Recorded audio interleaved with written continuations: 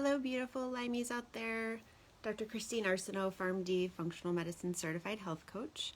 Wanted to talk a little bit about matter versus waves today.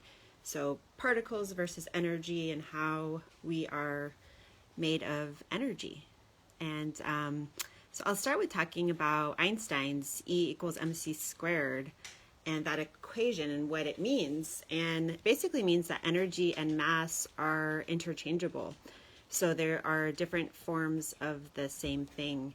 So we are both matter and energy, and energy can't be destroyed. It's always there.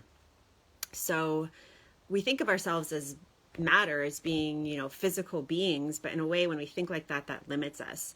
And so if you really think about it, if you look at an electron and a proton and a neutron, these are all, if you look at each component, quantum physicists have found that they are energy vortexes. So if you get down to our basic components, what we're made of, it's all energy. So per quantum physics, we are energy vortices and not really particles. And so there's this matter and there's energy, and they're interchangeable and they're the same thing.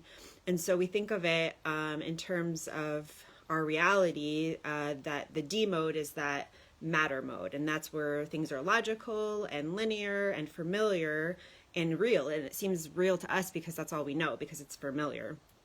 And in that way, the world appears solid and closed, and you can't see any other possibilities. You can't see energy.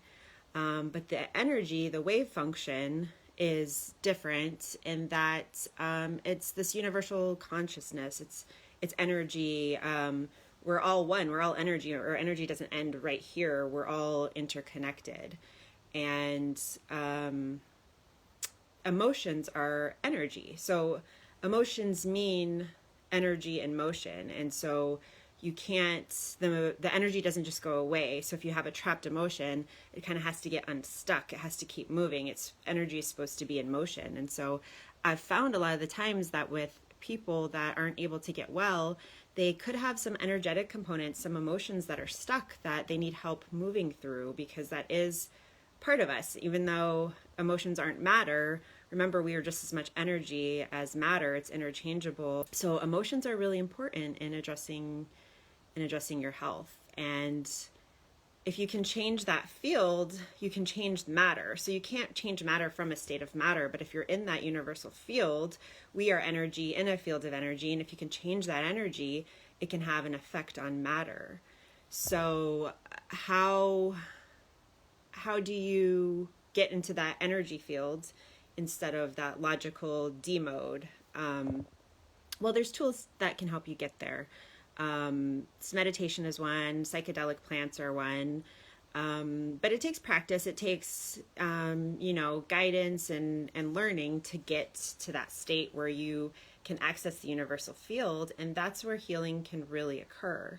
And so part of what I do with coaching is help people get to that place. And where your attention goes is where your energy goes. So if your attention is going toward being sick and being in the predictable and in the known and in the past, then you're missing that present moment and the power that it has there, and that energetic state of putting your energy toward the present. And even if that means it's in the unknown,